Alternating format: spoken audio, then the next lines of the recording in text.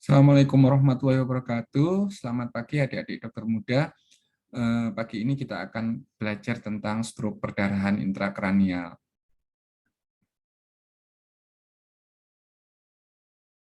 Ya, kita mulai dengan satu ilustrasi kasus ya. Seorang pasien laki-laki usia 50 tahun dibawa keluarga ke UGD dengan keluhan penurunan kesadaran mendadak saat pasien sedang menonton televisi. Sebelum mengalami penurunan kesadaran, pasien mengeluhkan nyeri kepala dan muntah 2 kali.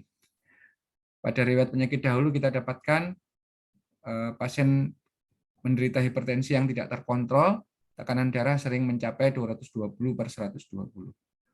Pada saat pemeriksaan fisik didapatkan hipertensi dengan tekanan 230/120, GCS 8 dan terlihat tubuh bagian kiri tidak aktif. Saat kita lakukan pemeriksaan CT scan, kita dapatkan suatu perdarahan intrakranial yang cukup besar ya di lobus frontalis sampai dengan kita juga dapatkan perdarahan intraventrikular. Ya, apa sih stroke perdarahan intrakranial itu ya? Di definisi yang dibuat oleh American Heart Association, American Stroke Association di 2013, stroke perdarahan intrakranial itu didefinisikan sebagai ya sebagai gejala dan tanda ya disfungsi neurologis yang disebabkan oleh adanya kumpulan darah vokal di dalam parenkim otak atau pada sistem ventrikel yang tidak disebabkan oleh trauma. Ya, jadi ini misalnya ya, yang putih ini perhatikan kursor saya, ini adalah kumpulan darah yang berada di dalam parenkim otak. Ya, yang sebelah sini kita lihat ini adalah kumpulan darah ya, ada yang di parenkim otak dan ada yang di dalam intraventrikel. Ya. Apa yang menyebabkan stroke perdarahan intrakranial ya? Ada beberapa faktor ya. Pertama adalah faktor darah, misalnya trombositopenia ya. Pasien itu mendapatkan terapi antikoagulan ya, atau mendapatkan terapi trombolitik ya, atau mendapatkan obat antitrombotik dalam waktu yang lama ya, kelainan darah atau hemofilia ya. Kemudian yang lebih sering adalah faktor vaskular ya, suatu hipertensi atau adanya suatu anomali vaskular ya. Misalnya ada aneurisma, ada artery venous malformation atau ada suatu degenerasi hialin ya. Ini misalnya ya. Memang ada satu aneurisma di otak seperti ini ya. Nah, ini aneurisma ini, perhatikan kursor saya ya. Nah, ini aneurisma. Memang beberapa orang punya keadaan yang seperti ini. Ya, ada aneurisma. Yang ini nantinya mudah untuk ruptur ya, pecah dan menimbulkan suatu perdarahan intrakranial. Nah, ini adalah artery venous malformation. Ya, ada hubungan yang tidak normal antara arteri dengan vena. Ya. Nah, ini kadang-kadang juga bisa pecah ya. Yang ini biasanya mikrobleed, kecil tapi sering dan banyak ya. Oke. Nah, penting kita membedakan apakah suatu stroke ini stroke perdarahan intrakranial atau stroke iskemik. Ya, ada beberapa hal yang bisa kita perhatikan. Satu adalah tekanan darah. Pada stroke perdarahan intrakranial umumnya tinggi ya, di atas 180/100, seringkali mencapai 250 bahkan ya. Itu secara umum lebih tinggi dibanding stroke iskemik ya. Stroke iskemik itu juga tinggi ya, tapi biasanya itu di 180 ya. Jarang yang melewati 200 ya kalau stroke iskemik. Kemudian aktivitas pasien saat onset kejadian ya. Kalau perdarahan intrakranial itu terjadi pada saat pasien aktif ya. Pasien sedang bekerja, pasien sedang nonton TV tapi mungkin yang agak tegang ya. Sedangkan stroke iskemik terjadi pada saat istirahat. Dan yang paling sering adalah saat bangun tidur pagi itu. Ya.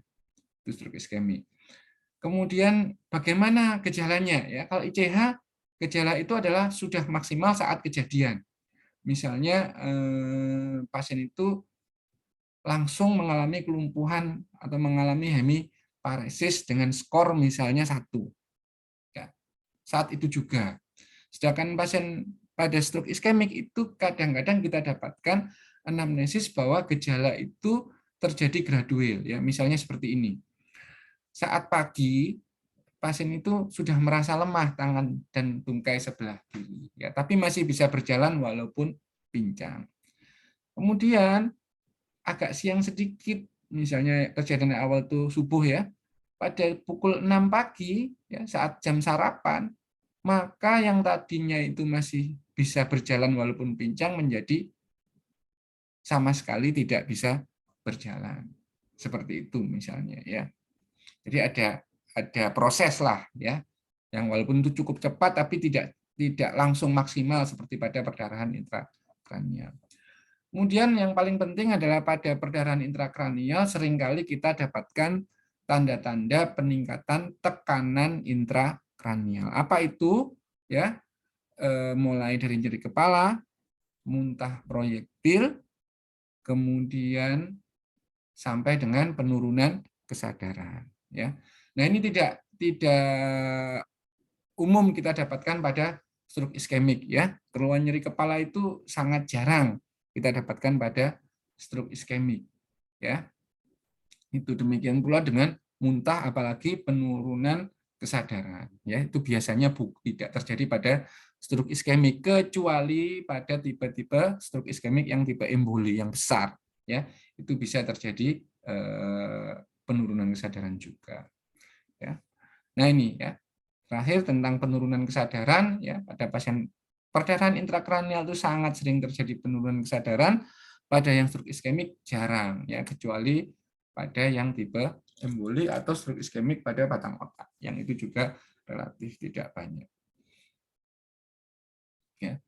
Nah ini apa yang terjadi pada stroke perdarahan intrakranial ya. Jadi yang pertama pembuluh darah pecah ya. Pembuluh darah pecah di sini sehingga ada blood clot, ada hematum di dalam parenkim ya. Nah, hematum ini kalau tidak kita tangani dengan baik, misalnya tensinya tidak kita tangani dengan baik, ya dia akan membesar ya. Membesar, semakin banyak darah yang terkumpul di sini sehingga bisa menyebabkan penurunan kesadaran ya.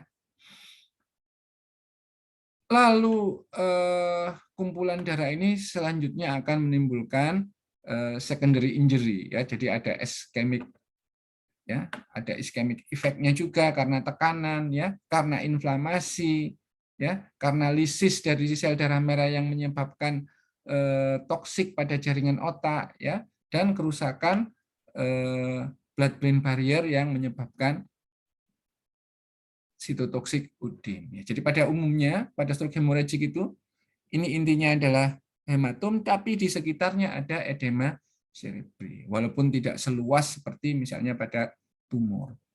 Ya, nah ini bisa membuat tekanan intrakranial semakin tinggi dan bisa menyebabkan potensi suatu herniasi.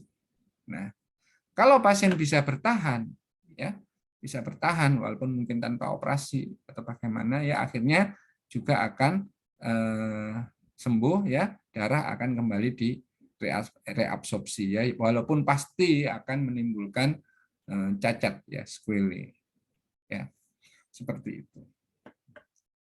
Nah, ini semua kalau memang indikasi dan memungkinkan tindakan operasi, maka efek ekspansi hematom, efek perihematomal edema tentu bisa dikurangi ya, dikurangi. Tapi nanti apa dan bagaimana indikasi kraniotomi evakuasi hematom nanti akan kita bahas pada slide berikutnya ya. Ini kalau intraventrikular, ya. Kalau perdarahannya itu intraventrikular ya. Ini terjadi pada sekitar 3% ya, 3% intracerebral hemorrhage. Biasanya kalau perdarahan itu asalnya dari talamus ya, itu seringkali terjadi perdarahan intraventrikular ya. Nah, ini yang berbahaya dari perdarahan intraventrikular ini adalah kemungkinan terjadinya hidrosefalus obstruktif ya, yang akan sangat meningkatkan tekanan intrakranial. Sehingga kadang perlu kita lakukan pemasangan VP shunt di sini, ya, agar hidrosefalusnya itu teratasi, ya. Kalau pasiennya bertahan, akan terjadi lisis dari eritrosit, ya, eritrofagositosit, dan pasien insya Allah pulih. Ya, seperti itu perjalanan klinisnya. Ya. Ya. Masalah utama pada stroke perdarahan intrakranial itu adalah peningkatan tekanan intrakranial. Kenapa?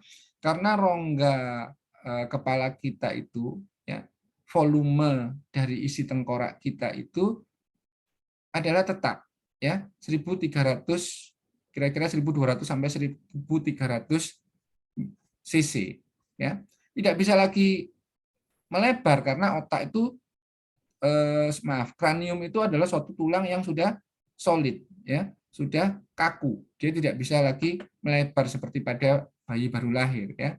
Sehingga kalau ada tambahan volume sedikit saja, misalnya gambar ini, ya, dia ada ICH yang mungkin hanya menambah volume 60 mili, maka tekanan intrakranialnya itu akan sangat meningkat, ya. Ditambah ini 60 mili darahnya ini ditambah odema macam-macam, ya, mungkin menjadi 100 atau berapa, sehingga tekanan intrakranialnya akan meningkat. Apa konsekuensi dari tekanan intrakranial yang meningkat dan adanya massa baru, ya, di dalam otak, ya? Yang paling kita khawatirkan adalah potensi suatu herniasi, ya. Di sini uncus dari lobus temporal itu mengalami herniasi, ya, yang bisa menekan batang otak di sini, ya. Misalnya perdarahan itu di cerebellum, perhatikan kursor saya, ya, maka bisa terjadi tonsilar herniasi ini. Ya, tonsil dari cerebellum ini mengalami herniasi ke bawah menekan batang otak, dan ini semua bisa menyebabkan kematian. Ya. Nah, ini, ya. Nah, peningkatan tekanan intrakranial itu perlu Anda kenali gejalanya, ya, nyeri kepala, muntah spontan, ya, muntah proyektil. Kalau Anda sudah bisa nanti melakukan funduskopi, Anda akan mendapati fundus yang edema, ini, ya, optik disc, ya, yang edema. Jadi fundus dari retina itu, ya, nanti akan Anda bisa melihat, dan penurunan kesadaran, ya. Bagaimana kita menegakkan diagnosis perdarahan intrakranial? Pertama, pasti dari anamnesis tadi, ya. Bagaimana suatu anamnesis stroke, ya, bahwa stroke itu adalah defisit neurologis yang terjadi mendadak, ya. Kemudian Anda menemukan faktor risiko stroke pada pemeriksaan fisik dan anamnesis, ya. Anda ketemu hipertensi, Anda ketemu hemiparesis, ya, sama seperti proses diagnosis yang biasanya, dan harus dilakukan suatu CT scan, ya.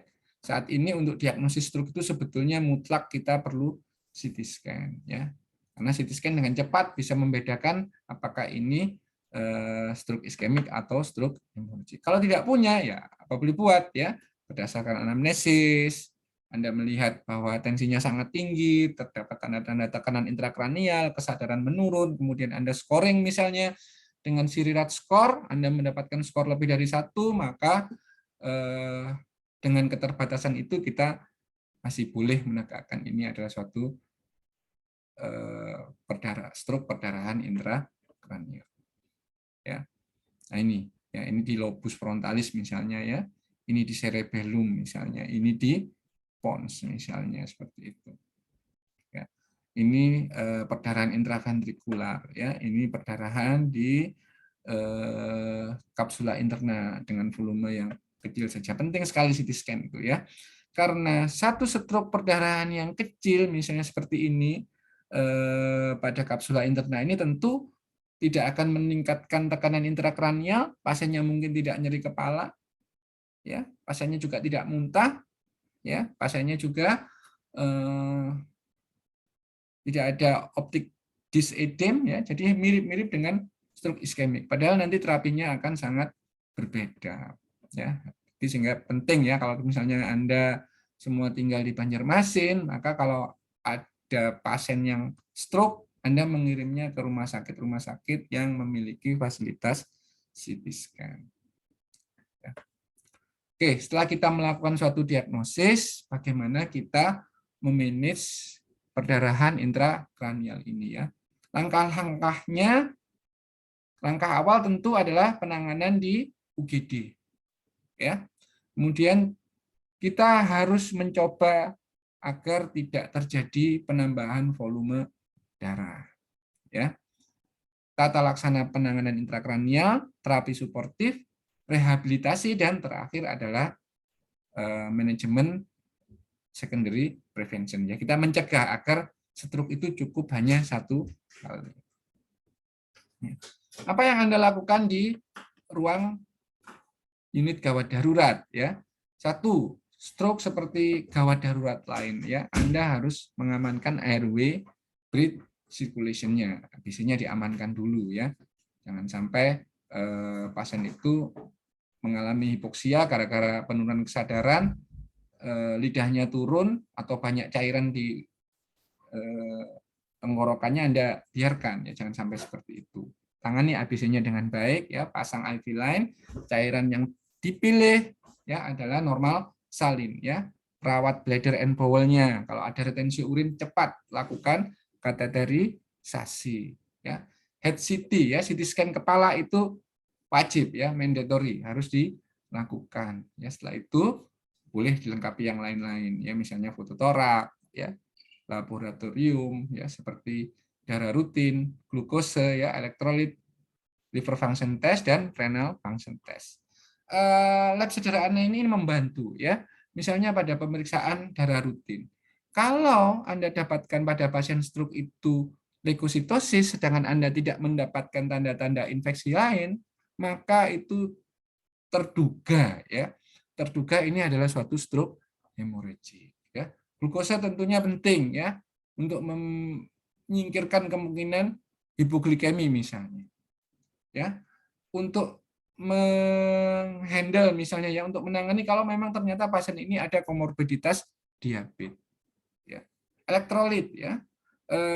Hiponatremi itu adalah salah satu penyebab penurunan kesadaran ya. Demikian juga dengan liver function test, renal function test ya. Terutama renal function test ini nanti penting untuk melihat ya apakah kita bisa memberikan terapi manitol. Ya. Langkah kedua adalah kita mencoba untuk mencegah ya penambahan volume darah yang berada di intrakranial ya. Blood clot-nya itu loh, hematumnya itu loh, jangan sampai bertambah besar ya.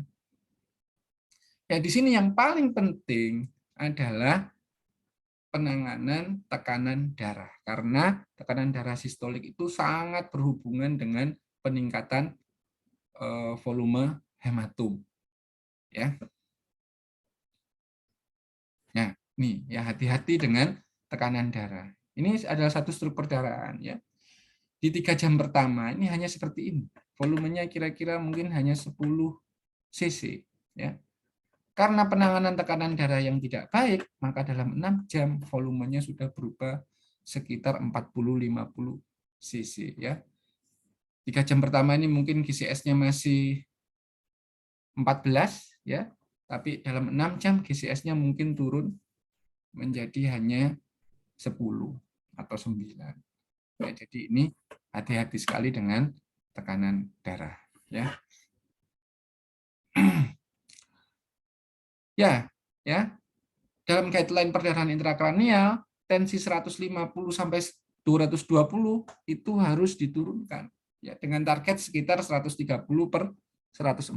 Kalau tanda-tanda TIK itu tidak ada, kita bisa sangat agresif ya, bahkan dalam 1 jam pertama sudah tercapai target. Tapi kalau ada tanda-tanda peningkatan tekanan intrakranial, maka kita harus lebih konservatif ya. Di 1 jam pertama hanya turun maksimal 25% MAP ya. Baru diturunkan ke level yang kita inginkan ya, itu setelah 6 jam. Ya, harus lebih hati-hati kalau ada tanda-tanda TIK meningkat. Karena apa? Penurunan tekanan darah yang terlalu agresif dapat menurunkan cerebral blood flow yang justru akan memperburuk keadaan pasien. Ya. Bagaimana cara menurunkannya? Kita menggunakan antihipertensi intravena. Ya, yang ada di Indonesia itu hanya 2, ada nicardipin dan diltiazem. Seperti ini dosisnya, ya, 2,5 sampai 15 mg per jam.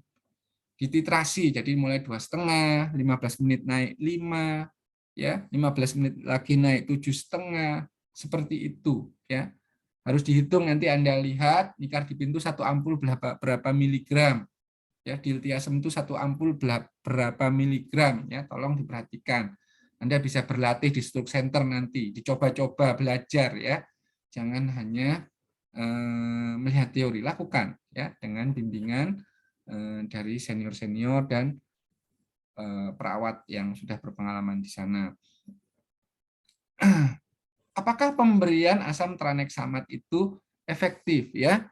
Dalam satu literatur review dikatakan bermanfaat, ya, pemberian asam tranexamat itu, akan tetapi ternyata tidak terlalu banyak merubah, ya, morbiditas dan mortalitas, ya. Dan kekhawatiran pemberian asam tranexamat ini dikhawatirkan kalau bisa memicu stroke iskemik juga, ya, yang kadang-kadang akan mempersulit, ya. Tapi secara umum masih bisa, walaupun evidence-nya tidak terlalu tinggi. Yang diingat nih, ya, penanganan hipertensi. Ini yang nomor 1 dulu. Ini nomor selanjutnya, ya. Jangan sampai, oh ya harus kasih asam tranexamat aja, tapi Anda tidak peduli terhadap hipertensinya. Fokus kita harus terutama di sini. Ya. Nah, ini, ya, tentang penggunaan asam tranexamat. Dikatakan di sini bisa memang mengurangi rebleeding dan hematom expansion, ya. Tapi juga bisa meningkatkan resiko iskemi, ya. Jadi perlu kita perhatikan, ya, apa memang harus dikasih asam tranexamat, ya. Nah, kemudian setelah kita mencoba untuk mengurangi volume dari bukan mengurangi, ya, mencegah hematom expansion, ya, maka selanjutnya adalah kita perlu memanage peningkatan tekanan intrakranial ini. Dengan apa? Dengan usaha yang paling sederhana dulu, ya, dengan memposisikan pasien head up 20 derajat, ya. Mencegah hipoksia, menangani nyeri, ya, menangani misalnya kalau ada retensio urin maupun retensio alvi. Kalau pasiennya nggak bisa kencing, pasang kateter. Kalau pasiennya banyak kotoran, ya, segera dilakukan lavement, ya. Bila perlu dilakukan suatu osmolar terapi dengan menggunakan mannitol, ya. Juga bila ada indikasi kita lakukan pemasangan extraventricular drain, ya. Bahkan bila perlu dilakukan suatu craniotomy untuk removal dari hematomnya, ya. Apa itu mannitol, ya? Mannitol itu adalah suatu osmotik diuretik. Jadi intinya darah kita itu dibuat, ya, cairan intravaskular itu dibuat hipertonik sehingga dapat menarik cairan pada otak yang mengalami edema. Bukan menarik darah, ya, tapi menarik cairan yang berlebih dalam jaringan otak, ya, yang mengalami edema, ya. Tetapi, ya, tidak hanya yang jaringan otak yang mengalami edema, jaringan otak yang normal pun cairannya pun akan ikut tertarik, ya. Sehingga maksud dari tujuan pemberian osmotik diuretik ini adalah menciptakan ruang di otak, ya, menciptakan sedikit ruang di otak, ya, sehingga tidak terjadi herniasi dan tekanan intrakranial bisa dikurangi. Itu tujuan pemberian mannitol, ya. Karena mannitol ini juga menyebabkan dehidrasi pada jaringan otak normal, ya, maka gunakan hanya bila kita menduga ada tekanan intrakranial, ya. Jadi walaupun itu stroke perdarahan intrakranial, tapi tidak ada peningkatan ICP, ya, misalnya hanya kecil aja perdarahannya hanya 5 cc saja, ya, maka tidak perlu monitor, ya. Dosisnya bermacam-macam, ada yang memulai dengan 200 bolus, ada yang memulai dengan 250, ya, tergantung berat badan. Bolus 15 menit, lalu dilanjutkan 6 kali 100 sampai 150, ya, turun per harinya, ya. Tapi ini bisa variatif, ya, tergantung klinis pasien nantinya. Hati-hati, ya, karena mannitol ini adalah suatu osmotik diuretik, ya, suatu obat yang bisa menarik cairan ke dalam intravaskular. Hati-hati kalau pasiennya ada gagal jantung. Hati-hati kalau ada pasiennya acute renal failure maupun chronic renal failure. Anda perlu mengevaluasi produksi urinnya. Pasien nggak bisa kencing, diberi mannitol, wow, ya, Anda justru akan memperburuk kondisi pasien. Kapan diperlukan tindakan bedah? Kalau ada obstruktif hidrosefalus dengan tekanan intrakranial yang tinggi, seperti ini, ya. Nah, pada kasus ini maka diperlukan pemasangan extraventricular drain, ya. Nah, di sini pasang drain di sini, nah ini akan membantu mengurangi TIK. Kalau itu merupakan perdarahan lobus, ya, perdarahan lobar dengan volume 30 sampai 60 cc dengan jarak kurang 1 cm dari kalvaria. Misalnya ini, ya, ini perdarahan di lobus temporal. Ini volumenya sekitar 30 ini. Ya, jaraknya dekat, ya, tepi sekali. Ya, kenapa jarak itu dipersyaratkan dekat, ya? Karena bagaimanapun membuka kranium, evakuasi hematum itu juga akan merusak beberapa jaringan yang normal. Semakin dalam tentu semakin sulit, ya. Atau kalau itu adalah suatu perdarahan cerebellum yang menyebabkan kompresi batang otak atau menyebabkan penurunan kesadaran. Ya, ini perdarahan cerebellum jelas, ya, terlihat batang otaknya tertekan, odim di sini, ya, sampai menyebabkan hidrosefalus obstruktif juga. Nah, pada perdarahan-perdarahan yang seperti ini perlu dilakukan suatu kraniotomi evakuasi. Setelah itu, ya, jangan lupa perawatan suportif, ya, obat-obat yang tidak berhubungan langsung dengan otak tetapi penting, ya. PPI, ya, itu penting untuk mencegah stres ulcer pada perdarahan intrakranial dengan TIK, ya, yang sangat tinggi. Ya, jadi kalau Anda tahu perdarahannya besar seperti ini, ya, atau seperti ini, ya, pasiennya penurunan kesadaran, ya, maka harus diberikan PPI, ya. Dalam pengalaman saya ini tidak bisa pakai H2 blocker, ya, harus pakai PPI dengan dosis yang tinggi, ya. Karena biasanya kalau tidak diberi dalam waktu beberapa jam sudah terjadi hematemesis. Hati-hati sekali, ya. Kalau memang kejang diberikan antiepileptik, misalnya phenytoin, ya. Berikan analgesik yang ada kuat, ya, ketorolak, metamisol, ya, bahkan bila perlu menggunakan analgesik opioid, ya, antipiretik bila perlu.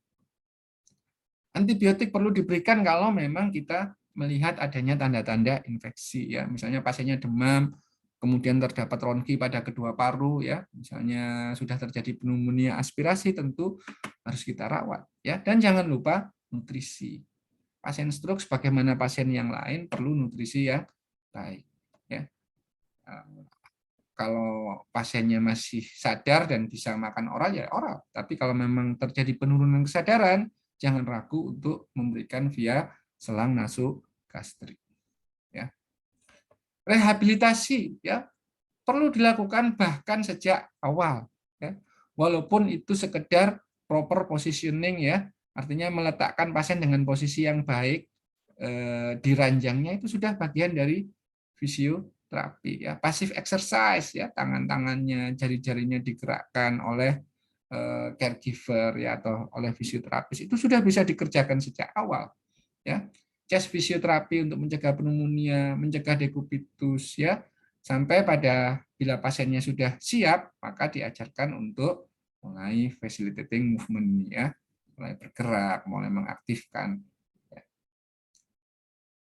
Oke, ya ini sebagai bahan bacaan selanjutnya ya, tadi yang kami sampaikan itu hanyalah suatu overview, suatu pendahuluan. Untuk lengkapnya Anda bisa scan ini ya, Anda akan mendapatkan stroke guideline 2011, sudah lama ya, sudah lama, tapi saya rasa masih bisa dibaca. Yang lebih baru PNPK stroke ya, guideline dari AHA 2015 yang sampai sekarang masih kita gunakan, dan petunjuk guideline dari WHO untuk manajemen hipertensi ya. Jadi untuk secondary prevention dari stroke hemorrhagic itu utamanya adalah manajemen hipertensi yang baik. Anda bisa lihat di guideline-nya WHO. Oke, terima kasih ya. Mudah-mudahan kuliah pagi hari ini dapat bermanfaat.